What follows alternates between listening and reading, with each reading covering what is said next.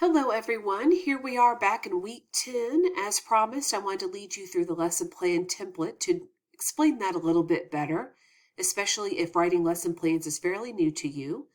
The lesson plan resources folder is where we're going to head. This is an overview of what's in the folder, and down below are a couple of templates that you have access to. One is scaffolded, which provides a lot of detailed information about what to write where.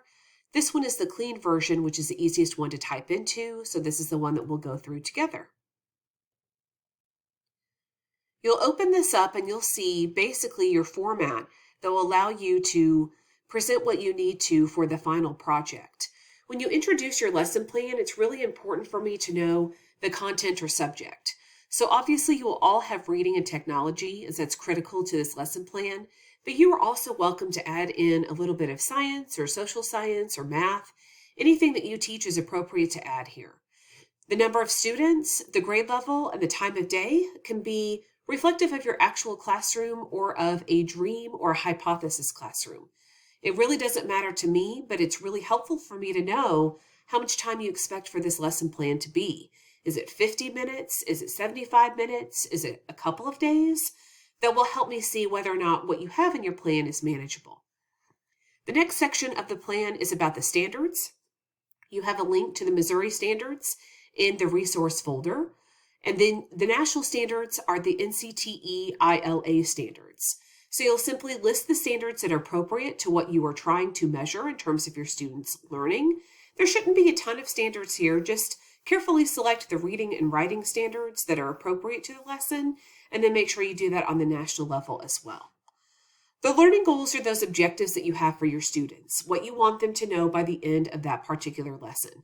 Not for the whole unit, but for that particular time that you've identified in the time of day and the length of the lesson up above. The learning goal should start with students will, and then you should have an action verb that follows. Bloom's taxonomy is the best way to get your action verbs. Again, these are things that you are wanting your students to learn. They can be anywhere from a lower level Bloom's taxonomy, knowledge, recall, up to analysis and synthesis. Good lessons usually have a combination of a couple of those or three of those so that you can really make sure that students understand the concept on the foundation level, but they can also apply that information to a piece of text.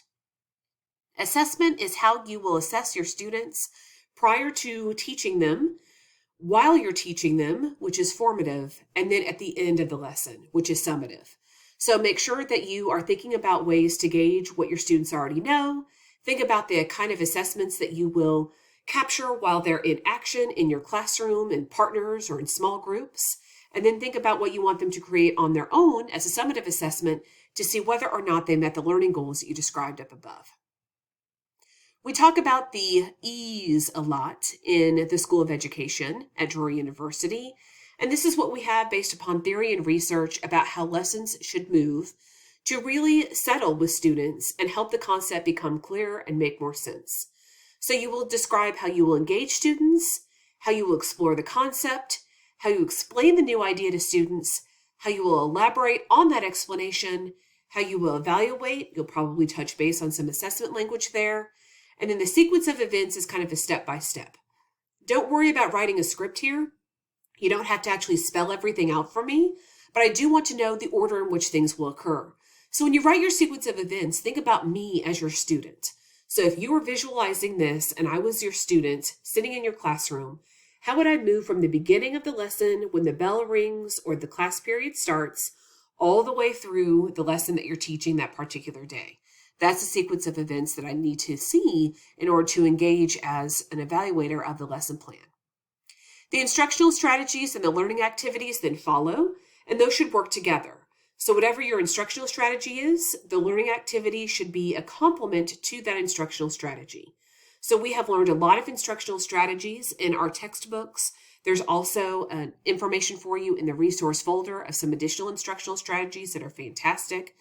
The instructional strategy is what the teacher does, and the learning activity is what the student does. The resources and materials are important. So before you would teach any lesson plan, you would need to know what you wanted to gather for students. Is it a PowerPoint presentation? Is it a handout? Is it something that you want them to go to in their Chromebooks? Resources and materials is important so that I can see everything that I would need as a student to be successful in the plan. The technology piece is next, of course. This lesson plan requires technology integration because it's important to start thinking about how this plan can reflect what technology offers. So technology can be in terms of content, technology can be in terms of assessment like Kahoot or Quizlet or Quizzes. Technology can be represented in your lesson wherever you'd like for it to be. So make sure that you're thinking about how that weaves in within the goals that you've established for your students so that it's purposeful in the lesson plan. The next section is learner diversity.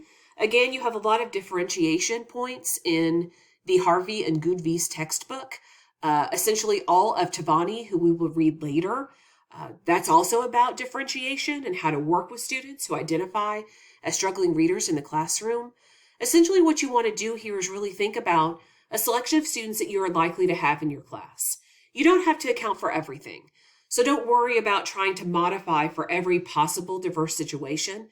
Just give me an idea about how you could modify content, process, product, or the classroom environment, depending on the type of students that you might see, or of course, if you have a classroom of your own, the students who are in front of you every day.